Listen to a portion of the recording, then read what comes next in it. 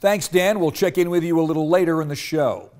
For the first time, we're hearing from the family of a 15-year-old who was punched by an NYPD officer in that viral fight video from the New York City subway. Nate Rogers has more on the family's pending lawsuit against the police department. George Anthony Noel says Eric Gardner's infamous last words are the same words his 15-year-old son Benjamin said as police punched and tackled him on Friday. It took me back to Eric Gardner, but I can't breathe. So it's playing in my mind.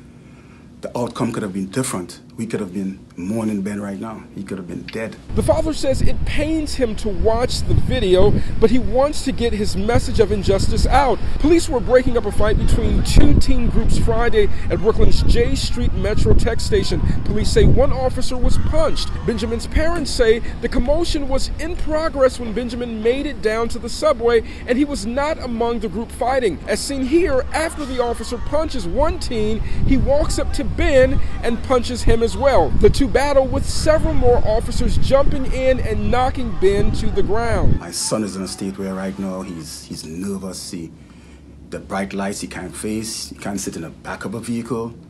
If you hold his hand, like you put your arm around him like this, he starts to shake.